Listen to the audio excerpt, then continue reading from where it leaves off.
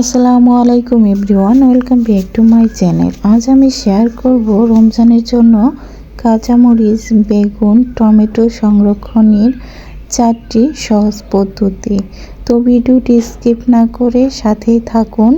ভিডিওর শুরুতে একটি লাইক দিয়ে ভিডিওটি কন্টিনিউ করেন। আমার চ্যানেলে নতুন হলে চ্যানেলটা সাবস্ক্রাইব করে পাশে থাকা বেল আইকনে ক্লিক করে দিবেন। এতে করে নতুন কোনো ভিডিও ছাড়া মাত্রই আপনাদের কাছে নোটিফিকেশন চলে যাবে। চলুন দেখে নেওয়া যাক আজকে কাঁচামরিচ, বেগুন, টমেটো সংরক্ষণের প্রসেসিং। তো এখন শীতকাল, রমজানের কিছুদিন বাকি আছে। এখন কিন্তু কাঁচামরিচ, বেগুন, টমেটোর দাম অনেক কম। যদি আমরা এগুলো সংরক্ষণ করে রাখতে পারি, রমজান মাসে কিন্তু কাঁচামরিচ, বেগুন, টমেটো এই 3টা জিনিস আমাদের রান্নার ক্ষেত্রে অনেক বেশি লাগে। তো এখন দাম কম আছে, প্রসেসিং করে রেখে দিলে, সংরক্ষণ করে কিন্তু পুরো মাস এবং বছর জুড়ে খেতে পারবো। তো চলুন দেখে নেওয়া যাক। এই তো দেখেন ভিউয়ার্স, কাঁচামরিচ সংরক্ষণ করার জন্য এখানে আমি 1 কেজি পরিমাণ কাঁচামরিচ নিয়েছি। আর এখন এগুলো আমি খোসা ছাড়িয়ে নিব, কেননা কাঁচামরিচ সংরক্ষণের প্রথমে আগে ভালো মন্দ বাছাই করে নিতে হবে। তো কাঁচামরিচের মধ্যে কিছু থাকে পচা টাইপের, কিছু ভালো। তো আমি ভালোগুলা এক সাইডে আলাদা করে নিচ্ছি খোসা ছাড়িয়ে। তো যেগুলো খারাপ রয়েছে ভালোর মধ্যে, সেগুলো যদি সরায় রাখি তাহলে কিন্তু কাঁচামরিচটা দীর্ঘদিন বাহিরেও অনেক ভালো থাকবে। হয়তো দেখেন বন্ধুরা, কাঁচামরিচের খোসাগুলো আমার ছাড়ানো হয়ে গিয়েছে। এবার আমি খুব ভালোভাবে কাঁচামরিচগুলো ধুয়ে নেব, যাতে করে কাঁচামরিচের গায়ে কোনো ময়লা না থাকে। তো আমি কাঁচামরিচটা ধুয়ে নিয়েছি এবং পানি ঝরতে দিয়েছিলাম একটা ঝুড়িতে। এখন আমি কাপড় দিয়ে এই কাঁচামরিচগুলো খুব ভালোভাবে মুছে নেব, যাতে করে কাঁচামরিচের গায়ে কোনো রকম পানি না থাকে। তো পানি থাকলে কাঁচামরিচগুলো সংরক্ষণ করার পর কিন্তু ভালো থাকবে না। এজন্য সংরক্ষণের আগে ভালো করে ধুয়ে পানি ঝরিয়ে নিতে হবে এবং মুছে নিতে হবে। তো এই তো একটা বক্স নিয়েছি কাঁচামরিচ সংরক্ষণ করার জন্য। তো বক্সটাও আমি মুছে নিয়ে এলাম আর বক্সের একটা টিস্যু বিছিয়ে দিলাম। এখন আমি যেটুকু প্রয়োজন কাঁচামরিচ আমি বক্সে দিয়ে দিলাম, যেটুকু আর কি সংরক্ষণ করব। বাকি কাঁচামরিচগুলো আমি কুচি কুচি করে কেটে নিব, কেননা সামনে রমজান মাস, পাকুড়াতে কিন্তু কুচি করা কাঁচামরিচটা লাগবে। এজন্য যদি আমরা এখন কুচি করে সংরক্ষণ করে রাখি, তখন আর কাটা লাগবে না, তখন শুধু বের করে দিয়ে দিব পাকুড়াতে। এই তো দেখেন ভিউয়ার্স, অফ ক্যামেরায় আমি কাঁচামরিচগুলো কুচি কুচি করে কেটে নিয়েছি। এখন আমি একটা ছোট বক্সে এই কুচি করা কাঁচামরিচগুলো রেখে দিব। এর জন্য একটা টিস্যু দিয়ে দিলাম। টিস্যুটা দেওয়ার কারণে কিন্তু কাঁচামরিচে হালকা পানি থাকলে টিস্যু শুষে নেবে এবং কাঁচামরিচগুলো দীর্ঘদিন ভালো থাকবে।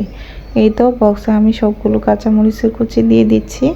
আর এখন এগুলো আমি ডিপ ফ্রিজে রেখে দেব এবং আপনাদের দেখিয়ে দেব 4-5 দিন পর কতটা ভালো থাকে। এবং এটা মাস জুড়ে, বছর জুড়েও কোনো রকম নষ্ট হবে না, খুব ভালো থাকবে।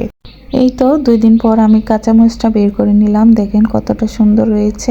আশা করি এই টিপসটাও আপনাদের ভালো লেগেছে। এখন আমি শেয়ার করব রমজান মাসে বেগুনি তৈরি করার জন্য বেগুন সংরক্ষণের সহজ পদ্ধতি।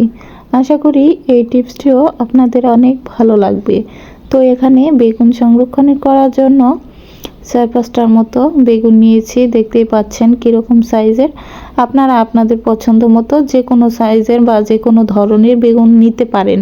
তো ভিউয়ার্স, বেগুনগুলো আমি খুব ভালোভাবে ধুয়ে নিয়েছি, কেননা সংরক্ষণের পর কিন্তু আর ধোয়া যাবে না, শুধু বের করে বেগুনিতে ব্যবহার করব। তো এগুলো এখন আমি বেগুনি সাইজ করে কেটে নেব। এভাবে বেগুন, কাঁচামরিচ, টমেটো সংরক্ষণ করে রাখলে মাস জুড়ে এবং বছর জুড়ে খাওয়া যাবে। তো সামনে যেহেতু রমজান মাসে কিন্তু ইফতারিতে বেগুনিটা না হলে চলেই না। তো রমজান মাস আসা মাত্রই কিন্তু বেগুনের দাম অনেক বেশি বেড়ে যায়। এভাবে প্রসেসিং করে সংরক্ষণ করে রেখে দিলে পুরো রমজান মাস কিন্তু বেগুনি বানিয়ে খেতে পারবো আমরা। তো দেখতেই পাচ্ছেন ছুরি দিয়ে আমি আমার পছন্দ মতো বেগুনগুলো পাকোড়া সেবে কেটে নেব। আপনারা চাইলে আপনাদের নিজেদের মতো করে সাইজ অনুযায়ী কেটে নেবেন, যে যেরকম পছন্দ করেন, বড় ছোট। তো আমি আমার পছন্দ অনুযায়ী কেটে নিচ্ছি ছুরি দিয়ে। তো এই কাজটা আপনারা কিন্তু বটি দিয়েও করতে পারেন। তো আমি ছুরি দিয়ে কেটে দেখিয়ে দিচ্ছি। এখন আমি এগুলো বেগুনির জন্য টুকরা টুকরা করে নেব আর কি, একটু মোটা করেই নিব, কেননা একটু বেগুনগুলো একটু মোটা হলে কিন্তু বেশি ভালো লাগে, আর বেশি পাতলা হয়ে গেলে পাকোড়া দেওয়ার সময় একটু প্রবলেম হয়ে যায়, বেসন আটকেতে চায় না। তো এই জন্য একটু মোটা মোটা করে দিলে খেতেও ভালো লাগবে। তো ভাজার পর কিন্তু বেগুনি দেখতেও সুন্দর লাগবে। এই পর্যায়ে আমার কিছু বেগুন কাটা হয়ে গিয়েছে। এখন আমি গোল গোল করে পাকোড়া শেপে বেগুনগুলো কেটে নিচ্ছি। আমি দুই রকমভাবে বেগুনটা কেটে নিলাম। আপনারা কিন্তু চাইলে যে যেরকম পছন্দ মনে করেন কেটে নিতে পারেন এই পাকোড়ার জন্য আর কি। আর হচ্ছে এই বেগুন সংরক্ষণের ক্ষেত্রে আপনারা যে কোনো ধরনের বেগুন ইউজ করতে পারেন, তাতে কোনো সমস্যা নেই। এই তো দেখেন সবগুলো বেগুনই আমার কাটা হয়ে গিয়েছে। এখন আমি একটা পাত্রে পর্যাপ্ত পানি নিয়েছি। এখন এই পানিতে 1 চা চামচ পরিমাণ হলুদ দিয়ে দিব। তো হলুদটা দেওয়ার কারণে কিন্তু বেগুনের যে কষটা রয়ে গিয়েছে সেই কষটা তাড়াতাড়ি উঠে যাবে। আপনারা দিলেও চাইলে দিতে পারেন, না চাইলে না দিবেন। তো এখন আমি এই পানিতে 10 মিনিটের মতো বেগুনগুলো ভিজিয়ে রাখবো। এতে করে বেগুনের গায়ে কষটা থাকবে না এবং বেগুনটা কালো হবে না। এই তো দেখেন 10 মিনিট পর আমি বেগুনগুলো পানি ঝরিয়ে উঠিয়ে নিলাম। বেগুন সংরক্ষণের সময় একটা জিনিস অবশ্যই খেয়াল রাখতে হবে, বেগুনের গায়ে বিন্দু মাত্র পানি থাকা যাবে না। পানি ঝরিয়ে নিতে হবে এবং টিস্যু দিয়ে অথবা নরম কাপড় দিয়ে বেগুনগুলো মুছে নিতে হবে, যাতে করে বেগুনের গায়ে বিন্দু মাত্র পানি না থাকে। তো বেগুনের গায়ে যদি পানি থাকে তাহলে কিন্তু দীর্ঘদিন বেগুনটা ভালো থাকবে না। এই তো দেখেন আমি বেগুন সংরক্ষণ করার জন্য 2টা বক্স নিয়েছি। বক্সে একটু পানি ছিল, ধুয়ে নিয়েছিলাম। তো টিস্যু দিয়ে মুছে নিচ্ছি। এবার আমি প্রসেসিং করে বেগুনগুলো রেখে দিব। তো ভিডিওটি স্কিপ করবেন না, স্কিপ করে দেখলে কিন্তু বুঝতে পারবেন না, টেনে টেনে দেখলে।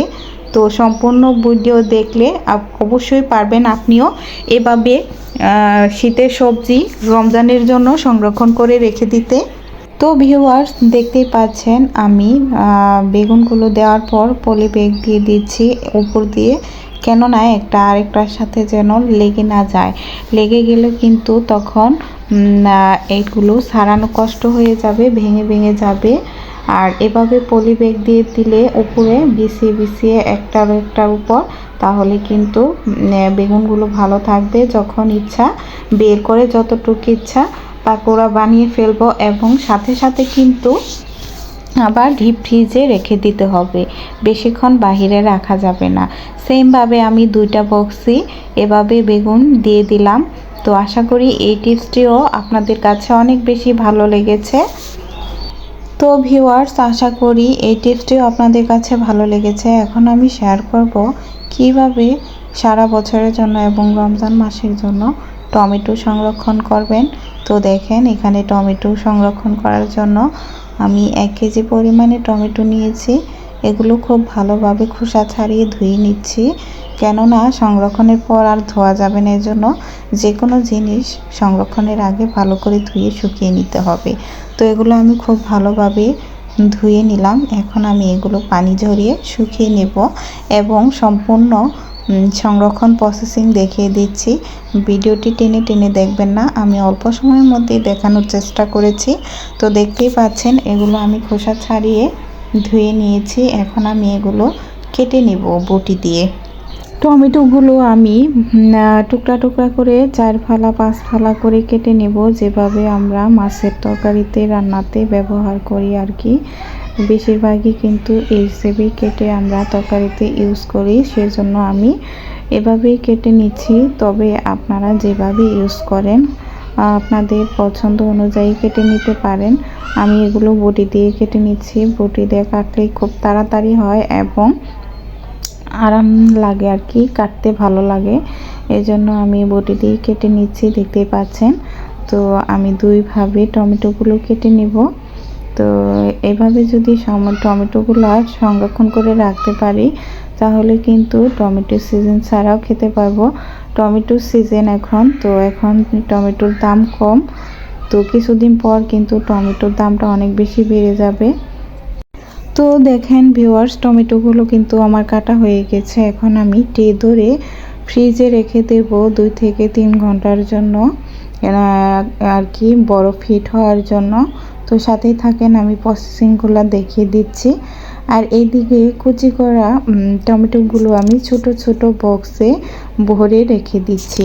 তো কুচি করা টমেটোগুলো কিন্তু ভুনাতে বেশিরভাগ ইউজ করা হয়, এজন্য আমি, অথবা দেখা যায় যে রমজানে আমরা যখন ছোলা বুট রান্না করি, ছোলা বুটে দিলেও কিন্তু অনেক ভালো লাগে। এজন্য একটু কুচি কুচি করে সংরক্ষণ করে রেখে দিচ্ছি। তো এগুলো আমি ছোট ছোট বক্সে ভরে রেখে দিচ্ছি, যখন যেটুকু ইচ্ছা বের করে কিন্তু খেতে পারবো। এই তো দেখেন, এভাবে আমি সবগুলো রেখে দেব। আর ট্রে ধরে যে টমেটোগুলো আমি ডিপ ফ্রিজে রেখে দিয়েছিলাম, এগুলো আমি এখন একটা একটা করে ছাড়িয়ে নিচ্ছি এবং বক্সে ভরে রেখে দিচ্ছি। তো এভাবে যদি রেখে দেন তাহলে কিন্তু দীর্ঘদিন ভালো থাকবে এবং আমাদের কাজটাও অনেক বেশি কমে গেল, যখন যেটুকু ইচ্ছা বের করে রান্না করে খেয়ে ফেলবো আর কি। তো আশা করি এই টিপসটিও আপনাদের কাছে অনেক বেশি ভালো লেগেছে। যাই হোক, যদি আমার ভিডিওগুলো ভালো লেগে যায় তাহলে আমার চ্যানেলটা সাবস্ক্রাইব করে পাশেই থেকে যাবেন।